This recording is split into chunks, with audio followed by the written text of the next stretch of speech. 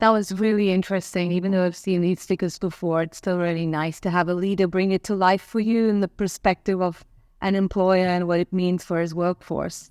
And with that, it's a perfect segue for me to invite our esteemed panelists on stage. Our topic is bridging the gap and aligning global best practices with local preferences for the UAE. So I'd like to invite Hisham Darwish, HR leader at IBM, a champion of sustainable and inclusive HR practices. Thank you for joining us, Hisham. Let's have him on stage. I'd like to have David McKenzie, Group Managing Director at McKenzie Jones, Middle East. He's been instrumental in driving Innovative Women at Work, an initiative that has helped a lot of female leaders. Thank you, David. And Dr. Louise Lambert, who is known for her work in positive psychology, and she's the head of Happiness Policy Programming and Research at Happiness Matters. Thank you, Dr. Louise. And then, of course, we have Jerome, that you are all familiar with. So, okay, so Jerome, and I'm directing this at the two corporate leaders here. So Jerome and Hisham, will start with you, Jerome. Can you give us your view on the concept of vitality itself and why it is so crucial to understand vitality and its influencing factors as part of the corporate world? Yeah, great question. And I mean, if I think about it from a personal standpoint, I would say probably three elements. One is, as I mentioned before, vitality for me is really critical from a personal standpoint, and making sure, obviously, you think about how you find your own balance, and obviously depending on your roles, your challenge on the family side as well, and making sure you always think about what can you do to get better? How can you make sure, because again, if your vitality level is very low, and it's very interesting. So I was mentioning about tracking, and I have a tracker that I work, and it's very interesting. I shifted to a new one this year based on the advice from the CEO level that we know we are partnering with. And it's very interesting because actually it doesn't measure anymore the traditional data, like, number of foods and exercise you've done, but it does measure your energy level and your strain level. So it's very interesting because it measures how much you recharge and basically what's your optimal physical activity that you need to do during the day, not to go too deep in, your level of resources. So it's very interesting. So again, it evolved. It's a quite complex and interesting model, but it's very interesting to reflect on that, on how do you make sure you find that kind of balance. And for me, obviously, the more you can recharge your batteries, the more you can deliver the following day. So that's why for me it's very important on a personal side. On the professional side, I would highlight two elements. One is really how do we make sure we strive for that to serve our clients and members, because that's really at the core of our mission. Making sure we do as much as we can to avoid the need to access to care, rather than just being there. And obviously we need to be there, and we are there when it's stated, but making sure we do everything we can do to avoid those kind of situations to happen. And again, we did that. I know we are finding some of the study, like for instance, we need some research even on cancer cases, and we know some of the root causes are also linked to lifestyle. So we can limit even on those very deep and severe medical consequences, we can limit those consequences based on doing more on the prevention side. So that would be one angle. And the last angle I would take is really as a CEO for me. And again, as I mentioned before, I truly believe that ultimately the role as a CEO is to make sure we achieve goal, but by building the right workplace and environment to make sure you actually release the pressure to make sure people will actually deliver more. Because if their vitality level is higher, they will deliver much better results than if it's open. So that would be my three angle. Thank you, Jerome. Hisham? Yeah, I would like to add on what Jerome said that, I mean, COVID was a hard challenge for all of us. And again, the last one that Jerome mentioned, how this is not managed by vitality in general, it's not managed well. I mean, how this can hamper organization and the business outcome. And again, I really believe that companies that made it during that time really focused and realized the importance of not only the physical health, but also the other aspects of well-being, including the mental health, especially, and other specific aspects like financial and stress. and that also emerged. So since that, I think it's a huge, I would say, new perspective at the corporate world, as it became priority and core of the business patterns. Right. And then so flipping over to you then, Dr. Louise, right, because we have the two corporate leaders here, but you go into corporates and you train employees and managers. And what are you seeing from that perspective? What does holistic health mean from the perspective of when you go into the company? Yeah, and I think it matches very nicely with the Vitality Index of looking at. So I think we have a better appreciation today of what well-being means. Typically, we have only looked at mental health and how people feel. Today, we're also looking at how they relate to other people, so that's social well-being. We're also looking at how they function. Can they get through the day? Do they have the energy reserves? Are they able to accomplish the tasks that they're meant to do? And these three actions, if you will, really mirror how we live our lives across a number of different indicators, whether it's in our financial world, our emotional world, our family world, our intellectual world, our environmental world, etc. So what I do in organizations, and what many other people do as well, is really looking at providing people the psychosocial skills to be able to navigate that world. So we might do sessions on meaning, values, and purpose, or optimism and mindset, fixing difficult relationships, building greater relationships. There's a number of different aspects, but also thinking about physical health as well, talking about financial well-being, helping people to manage their resources, their financial resources, make better decisions. So the field has broadened significantly, far beyond simply mental health. And are you seeing employers wanting to drive that in their organizations? Yeah, I think, again, there's a greater recognition that people bring their whole selves to work. So it's not just about stress management, but stress related to what? So families, kids, finances, we're talking about everything today at work. I think also the view on employee well-being has also shifted to systemic, looking at, you talked about earlier, how do we build great workplaces so that people can be well and that individuals don't need to do all the work. So there's also a lot more focus on managers today and equipping them with the skills so that they can help their teams nurture their own well-being, grow their own well-being, and the research would support that. So if we look at who holds the greatest influence over employee well-being, it's managers. They drive 70% of employee well-being. That's actually more than employees themselves.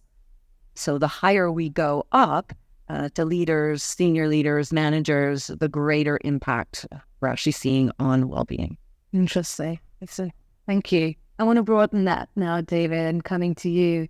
We've seen the UE scores, right? They're higher than the global average.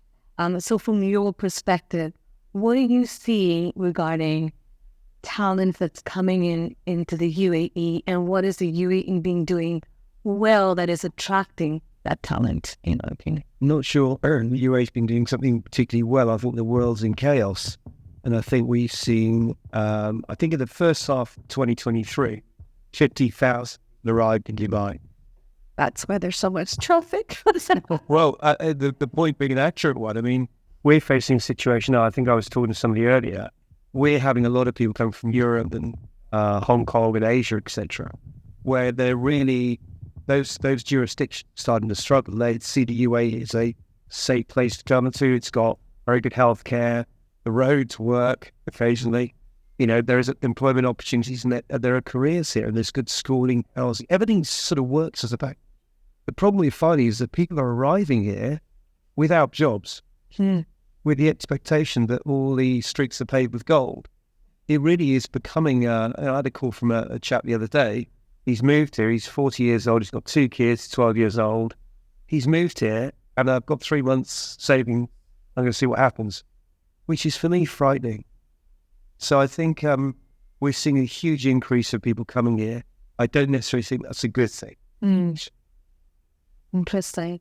And if I delve into that a little bit, because you, Hisham and I talked a little bit about that, right? Why is people are coming here? Because they have that prospect of getting a great future. We find that when people actually come here, financial stress ends up being higher here than maybe in other parts of the world, as Jerome mentioned. So, I mean, coming back to you, Hisham, and maybe to Jerome, what does that mean? And from an organizational standpoint, how should you be taking care of managing that better? Financial stress, definitely. I mean, when you talk UAE, and we've seen we've seen it that UAE is on the higher. Can you hear me? Yes. Yeah. We see that UAE is on the higher side, but again, coming back to why is UAE, and I would also add Saudi Arabia, are becoming a talent magnet for globally. I mean, and there are many reasons for that. People are coming for career, what's happening in the world. There is relatively stability in terms of political and safety for the family, which is also important. So there are many factors. There's also a diversification, economic diversification. Those countries are investing in beyond the oil, the traditional oil industry, and now are more into IT, more into infrastructure, more into tourism. So all this create opportunities. However, this comes with a lot of course, stress because of competition, financial. And again, when I talk specifically about financial, because I think these are the main, I would say, challenges for the general well-being in these countries. One of the reasons, besides inflation, is also the commitment or the facilities to get loan and to get financial. So this is something, I mean, if you compare how easy it is here to get engaged into loans and long-term mortgage and real estate mortgage or car loans and again, with all those attractions. So this creates an additional hidden burden that create financial stress. So definitely as corporates, we need to recognize that this is becoming a major well-being threat. And again, there's a lot of things that the corporate can do about it. First of all, starting with education, educating our employees how to manage their finance, how to budget, how to plan. Also providing counseling support, specific counseling support for employees. And employee assistance program, like, for example, if somebody is really into a stress situation or a financial crisis situation, to have professional subject matter expert support, they can confidentially reach out to them and provide that help, because not everyone is really financial expert. Also, it's very important to look at the benefits and for example, provide the flexibility of having short-term loans, for example, in case of crisis. Give flexibility also for employees to work remotely if needed. Maybe this will help in childcare, for example, expenses or other expenses, travel expenses, etc. Again, taking care of the mental health, because with all those stress, this is indirectly also impacting. So a lot of things that corporate can do actually to help employees make sure they are managing their finances and overcoming any crisis, and helping them having also a competitive, I would say, compensation and benefits program will help them also not to be put in a situation that are, that make them unfavorable position. So, yeah, and again, it's priority now, and we're seeing more and more having flexible benefits, for example, because, for example, the standard benefit would not apply to everyone. Younger are less scared about, I would say, health issues. They are more interested in other benefits like the vision, for example, participation. So there should be some flexibility and customization. Yes, customization. So all these are ways that company can adopt to help specifically on the financial, which also is a new perspective of well-being for corporate. Okay. There was I think one of your stats, Sherry, was talking about companies prioritize profit over well-being. I think Yes. I think the key thing we're seeing with clients now when we're recruiting is that there's a real openness to engage with people if they have issues. Okay. So there's that I think the culture of just, I think it's very old school, just get on with it and overcome. I think that's over. And I think the one good thing, and I don't quote me on this, the one good thing from COVID, it was one good thing, we adopted a very different work approach. Flexibility became a really big thing. And I'm a really big, passionate advocate for working mums. I think they're a much maligned audience. They don't get recognised for their potential. My two highest consultants are female working mums. They only work from home, never come to my office. Okay. And they manage their days really well. And one of them came to me about 3 years ago and said, can I work from home? And I went, no, why would I let you work from home? You're going to sit and watch TV. That's how old school my thinking was. I've changed rapidly. And I think employers are now. They're prioritizing good people who want more flexible approaches. Because if you lose an employee, it costs you 40% more to hire another person and get them up to speed. 40%. It's a big chunk on your bottom line. Yeah. And then to come to that hybrid working piece, Joel, right? So how is this adapting and evolving, in your opinion, from all the markets that you managed? And how do you think social vitality is impacting both productivity in this hybrid working style? Yeah, very interesting question. Actually, we do see very different landscape across the world. So as we all know, US is actually still struggling to, have people coming back to the office. And it's true for most of multinational companies for many reasons, including the fact that some people have actually relocated during COVID to different states. So now it's not that they are, 30 minutes drive, they are actually a couple of hours flight away from their office. And then it comes to the trade-off mentioned by David around, what do you do? I mean, if you put more pressure, you're going to lose your balance. So the question is, how do you find the balance? That is the US. If you think about Europe, I think, more and more, we've seen people having that kind of willingness to work from home. But again, then they realize sometimes it was creating additional issues and challenge, people being disconnected from the company, the culture, the informal communication. So again, people tend to go back to work. And then you have, Asian country where, again, it's very different because many people have actually difficulties to work from home in terms of capacity, just in terms of logistics, enough space, shared accommodation. Think about Hong Kong where the, apartments are extremely tiny.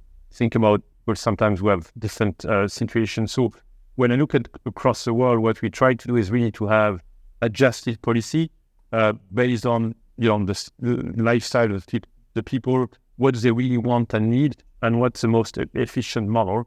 Including, as David mentioned as well, it could vary along the year as well. So as we know, for instance, here in the region, we have a specific policy because we recognize that most of the population are expat, and during 1 month during the year, they can work completely remotely. That allows us to combine holidays with spending 1 month close to their family and work remotely. So I think we really need to adjust and thinking about more the business outcome rather than thinking about a dogmatic vision around the way we can structure work. I think it worked out quite well, but I definitely do see different landscape based on both location and, as mentioned by Linda as well, based on, I would say, the thinking of some of the leaders. And I think we are trying to help leaders shifting from, as mentioned by Linda, old mentality towards a different way of thinking more about outcome rather than about a dogmatic approach. Great. And extending from that, I want to pick up on one of the stats that you brought up in the presentation, which was around intellectual growth, right? And the approach now, which has come out, that employees increase their vitality if they feel like they're learning something new. So I'm going to put that to you, Dr. Louise, because of your work with different organizations. What does that mean really with regards to vitality? Because one of the stats that I read about is that the higher the vitality scores, the tend to be 60% more productive. And if we know intellectual and new learning contributes to that, what are you seeing in organizations? Yeah, I mean, I think it implicates learning and development, certainly, but also maybe loosening the framework around learning and development so that employees themselves can drive some of that interest. So I remember a few organizations I worked at said, we'll pay for you to go on a conference, but that conference has to reflect their interests. And it was really about the organization and less about what the employees wanted to learn. So thinking about any learning is good learning versus simply learning for you to be able to do that specific role. I don't know if that is necessarily being reflected, but that would be one of my recommendations. So some organizations in the US, for example, encourage employees to have passion projects. So they might free up, 3 hours or a morning and afternoon per week, per month, whatever it is, for employees to pursue a particular interest, a particular project. And if that is successful in some way, the organization may take it on, but it's really driven by the employee themselves. And it's not necessarily has to be aligned with what the organization itself is doing. So giving some of that freedom, and that really fits into this vitality index when you give people the autonomy to make their decisions for themselves, but also you give them or you equip them with the skills and tools to be able to inquire and be inquisitive and curious and to seek that knowledge that actually may have longer term outcomes for the organization as well, but certainly for employees themselves. And David, are you seeing that in hiring, conversations that you have, either both from the employer side and also from employees? I mean, what is the capacity to equip oneself with new learning before going to a new job, or what is the interest from the side of the employer towards wanting that? I think from the former, absolutely. People want to better themselves, not just for work reasons, for other reasons. So I'm not so sure the clients are. So when I get a brief from a client, it's very prescriptive. I need a candidate for a job. And when I go into the detail of the individual, what are they going to be like as a person? What should their drivers be? It very rarely goes into some of that, what have they learned? Have they got an MBA? Have they done? So it's still a very myopic recruitment process here, but just to flip it slightly differently. So when, after COVID, we're a recruitment company, we said to our team, how do you want to work? Very open discussion. And they all said, we want to work 2 days a week from home fixed. Like, okay, we'll do that. And this year we've done an initiative where we said to them, right, we want you to come up with a project for the year. Doesn't have to be work related.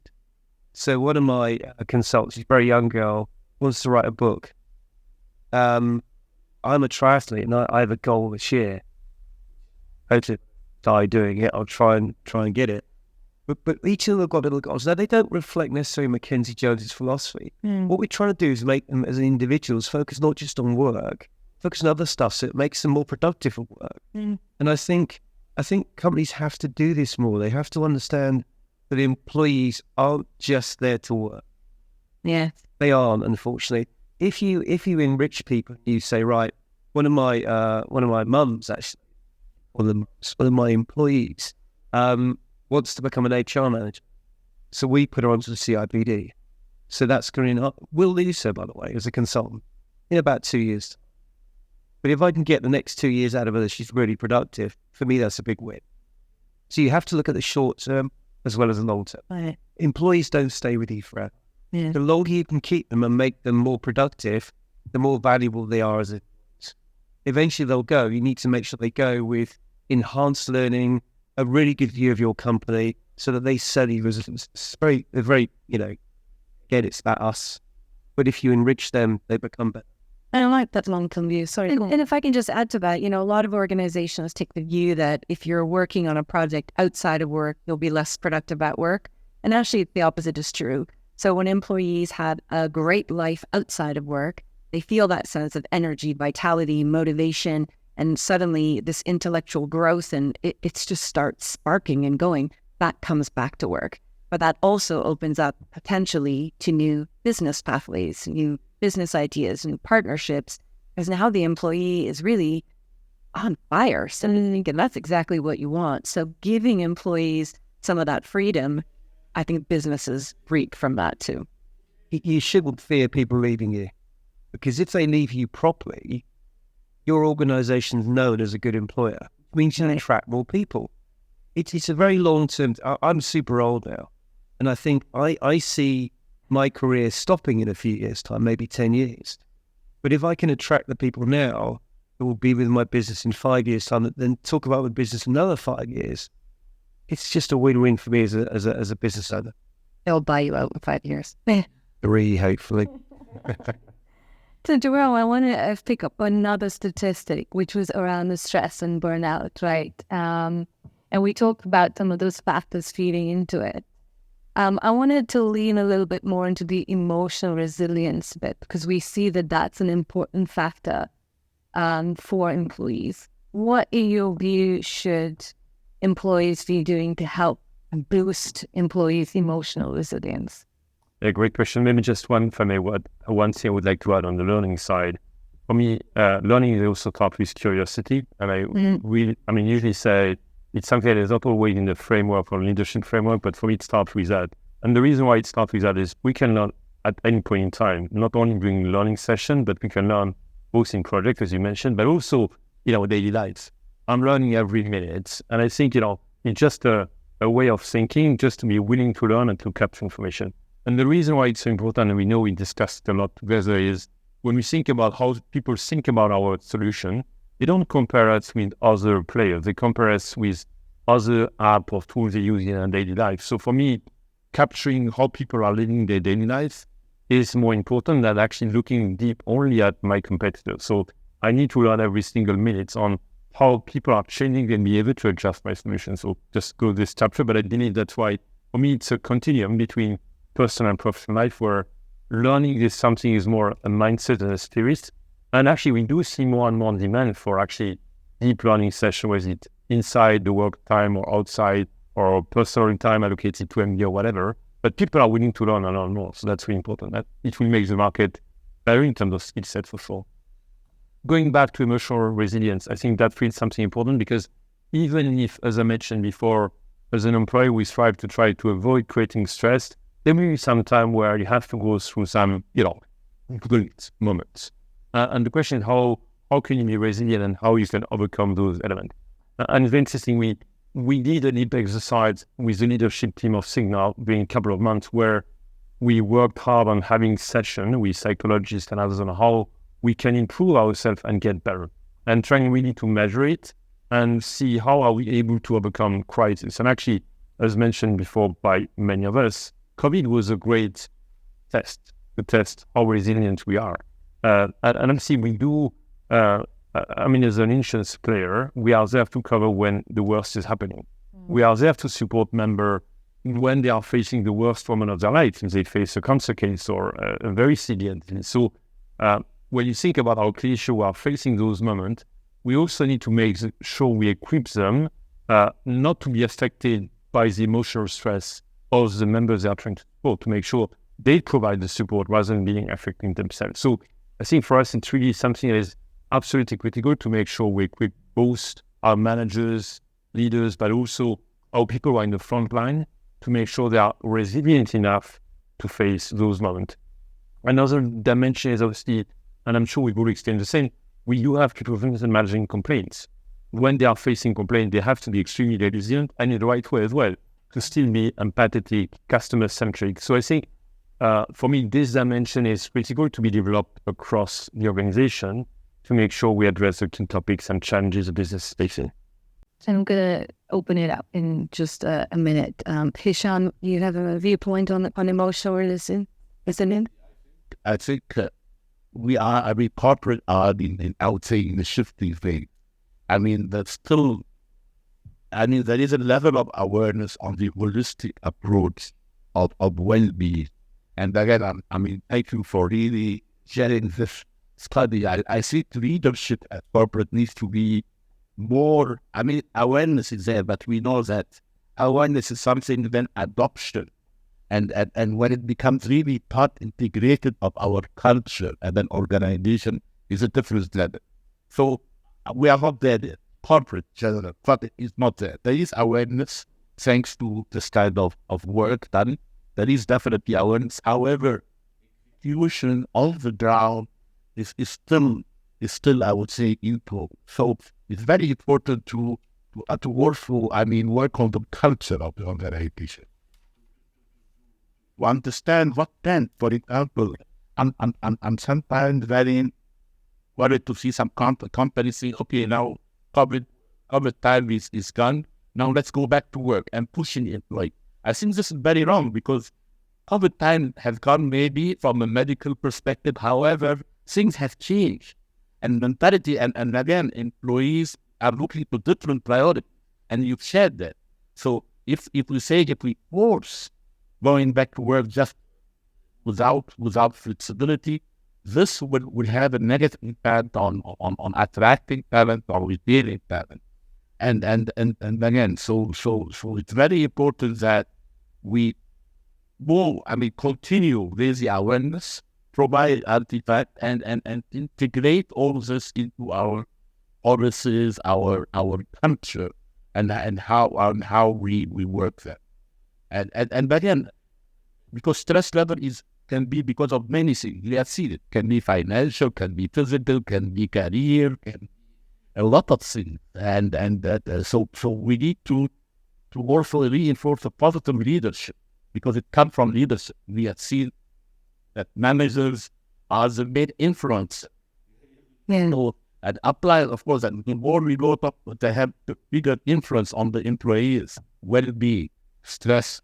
So having a positive leadership mindset, growth, allowing mistake, allowing the learning culture, provide flexibility, all this holistic thing has to be embedded in the culture of you. If I can add 1 minute, the research supports that 100%. So I think we're in this point of inflection where well-being has been a topic of interest.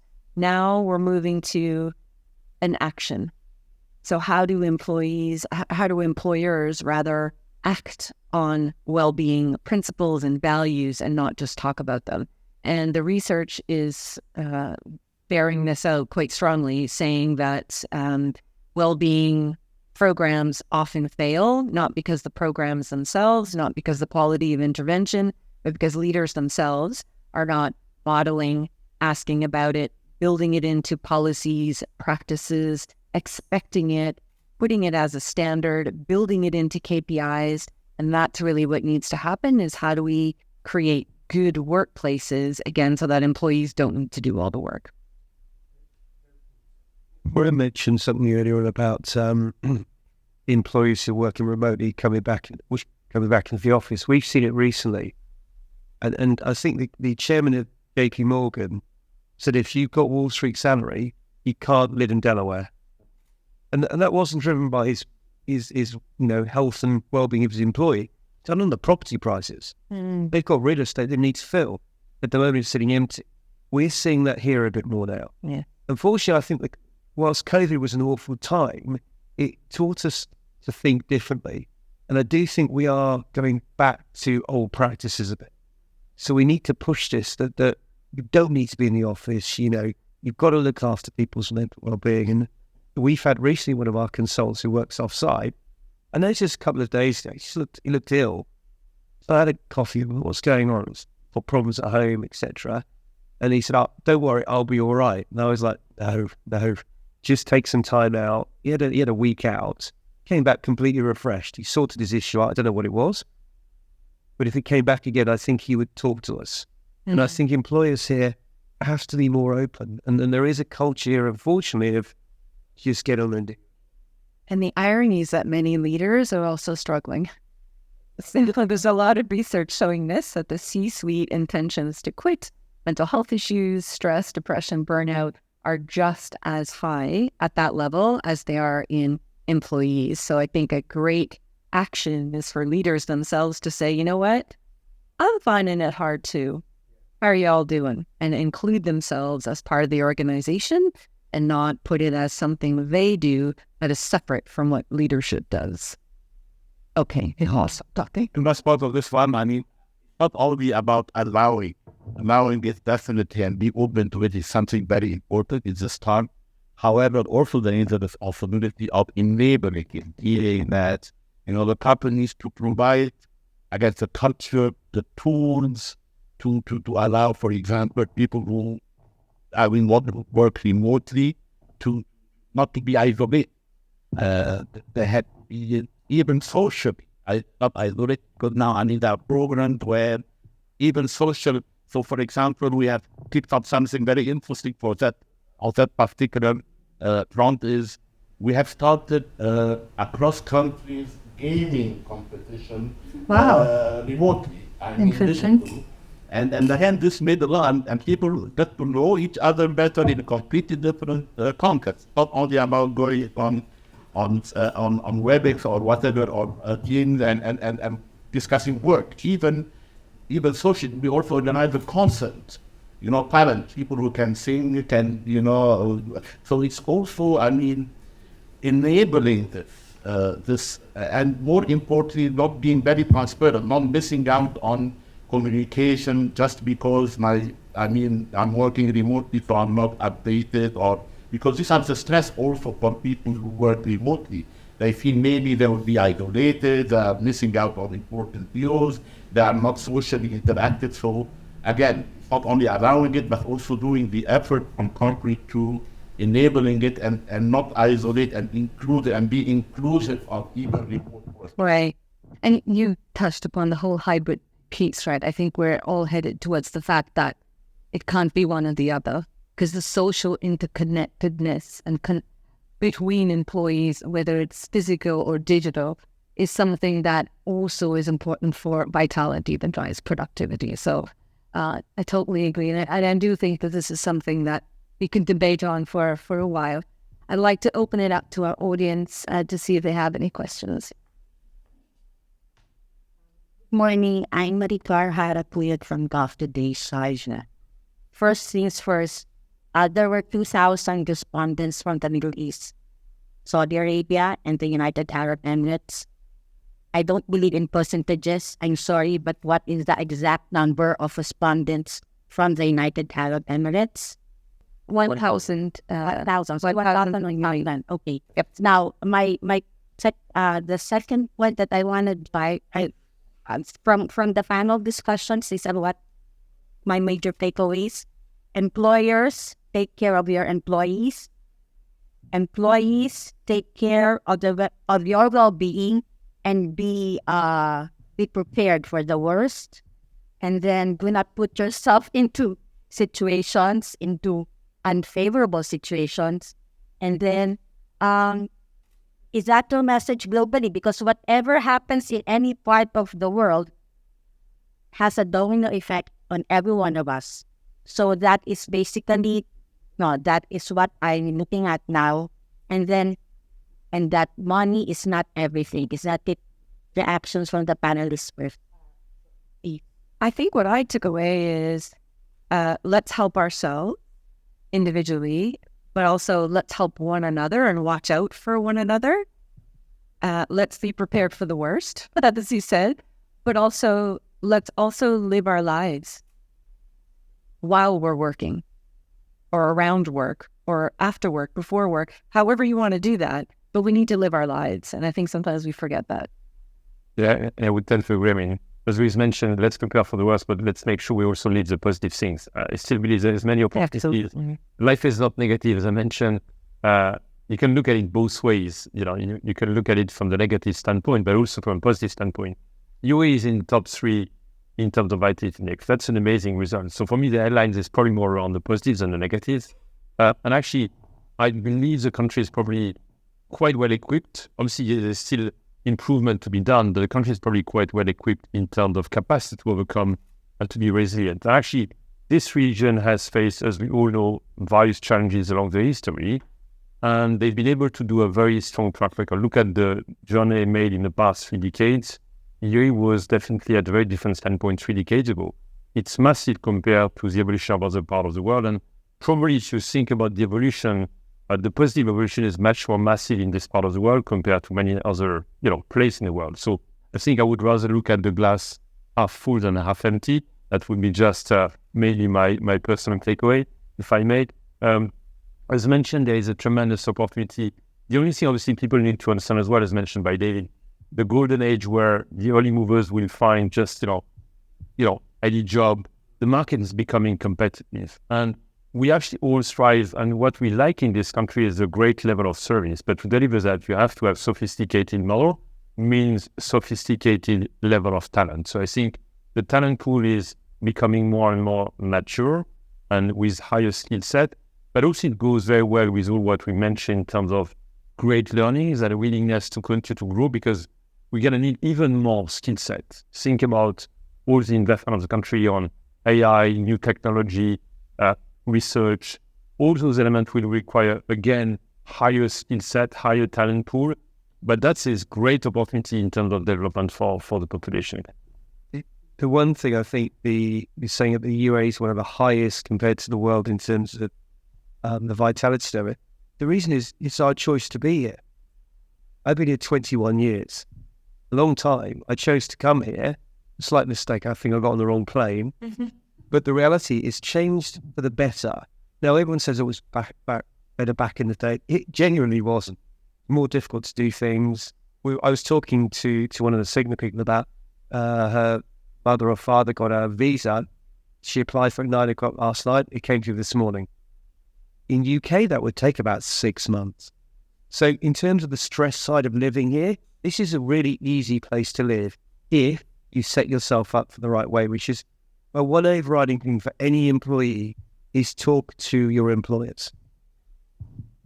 You can deliver bad news, but if you're valued by that employer, they will source it.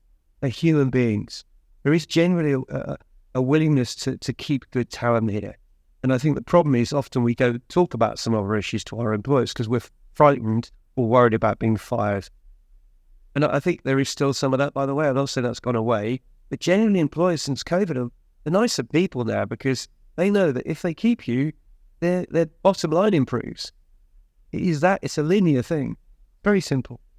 There's a statistic we've not shared today, but that is interesting. The UAE is a country with the highest level of duration of expat compared to any country in the world. More than 5 years in average, and many of them are staying more than 10 years.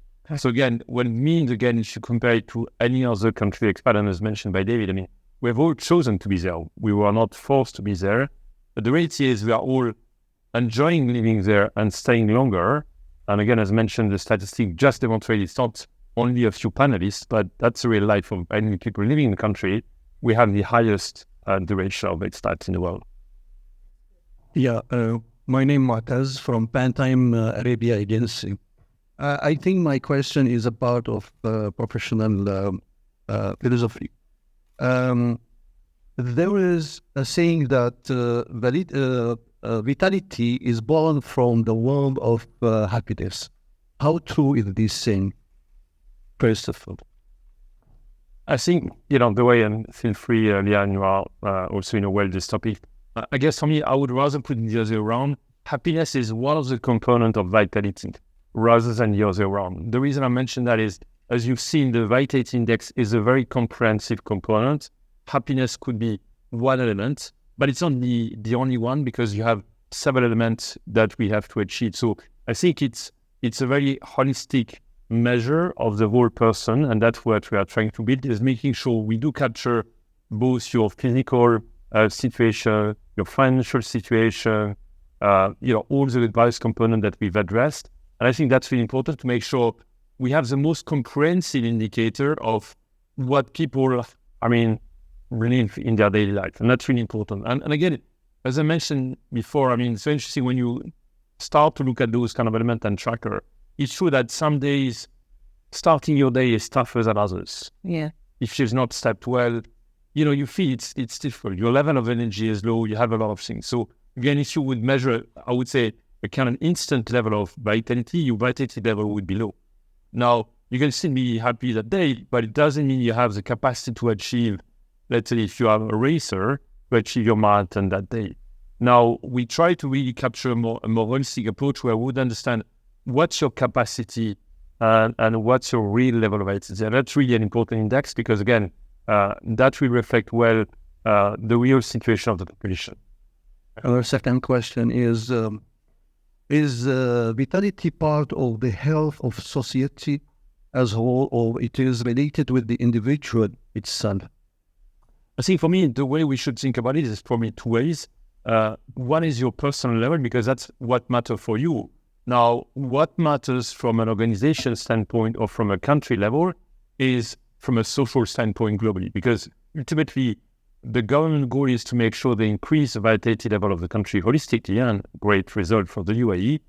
Same for an organization. What we try to look at it is not only one by one, and we try to achieve it for every single person of the organization, but also more globally. What can we do in terms of global action to make sure it improve? And then from a personal standpoint, obviously what matters, to some extent, you don't really care about, your neighbors who don't know him, what's their vitality index. What matters for you is what's your level, and maybe your loved ones, maybe your family members. So I think it's very important to think about it like a pyramid, where we really need to make sure we collectively implement the right action that will enable every one of the population to get better, but also holistically that the population is getting better. And this is where, as mentioned, I think by all of us, the country has made tremendous progress that makes our lives easier every day. And this is why the vitality index is getting better as well. We have to wrap up. We can take one last question. Thank you for this rich and really mindful discussion about well-being in the workplace. My question is about stress. When we tackle stress, we address it when we try to limit the amount of stressors and triggers at work so as not to make it worse. And the other is developing emotional resilience, as you touched on. One stepping stone towards that is developing emotional literacy across the whole organization. How can we, in today's climate, with all of this, really focus on well-being? How can we promote emotional literacy? I think it's really a daily effort, and again, when we look at the studies and all the clinical research, and maybe Dr. Louise, you can complement as well. I believe we cannot draw a line between your work life and your personal life. So ultimately, the stress is across the board, and it bounces back on each other. So if you are facing a very strong personal challenge, it will most probably bounce back on your day as well on the work on the work side. On the opposite, if you have a lot of stress during your work time, it will take some time even when you go back home until you get to a normal level. But I think we need to think about holistically how we can do it. Now, as we mentioned before, the employer can take part of it, the workplace, but the person by itself should also find a way to unwind. Let me take a simple example. The young generation, we've seen a lot of study where they always double tasks. Even if they look at TV, probably they look like less and less at TV, but let's say Netflix, at the same time they will still be on WhatsApp or other type of media.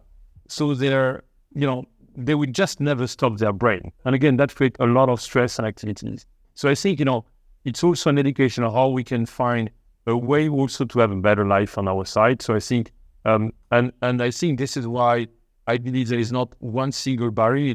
We try to educate people both on what we can do in their workplace, and that's what we do every day with employer and, with support experts. And at the same time, also helping them on what can they do on their personal behavior as well, including physical activities and others. I don't know if you want to add anything. Captured it. Great. Thank you. Did you have PhD yet? Yeah, maybe I will move one day to stress. I don't think stress is a bad thing. Let me explain why I mean that, because stress is often a good thing because it drives you, the fight and fight mentality. And I think if you're in a job where there is no stress, you can often feel very unfulfilled. Now, the flip side is we both know in the UAE, stress levels are very high. So what I talk to employers about is, what do you encourage your employees to do? I exercise every morning. I'm up at 4:30. I run or I cycle or swim for a period of time. What it does, I get up, and believe me, it's terribly hard getting up, and I've been doing it for years. When I get up, I'd fall in the pool, and after about 10 minutes, I wake up, and it fires my brain up. As I get into work, I feel really lively. By 4 o'clock, I'm dead. But what I'm trying to encourage my employees, the more sedentary ones, is just to do a bit of exercise. If you're feeling tired, go for a walk. Don't slump in front of the television, because your brain, by definition, will fire up. It will start uses different parts of the brain. Walking and reading are very different things. And I think stress is often a good thing, providing it's managed properly. The bit I don't think employees understand sometimes is when they feel stress, how to relieve that stress. That's where we as employers, as custodians of them, have to encourage them to do other things outside of. And just one piece on that. So we define stress at Cigna in two different ways. It's stress that helps you meet a deadline, and then there's chronic stress, as David alluded to. If you're constantly in that phase where you're wanting to, fight or flight, right? Where it's chronic, that's when it starts to impact you physically. And some of the things that we've talked about, on our website and when we talk to employees is, if you're feeling stress, there are a few things you can do, right? Take a walk, go to a room where it's quiet, talk to a colleague, right? So these are very simple methods to help relieve your stress, but all of them are about acknowledging that you are stressed and you need to do something about it. All right, I think we have to wrap. Thank you so much for being here today and for helping to spread the message and spread the awareness about vitality and its impact on our population at large. We have all of the results in the report that will be available on the website, and you'll also be emailed soon enough. Thank you.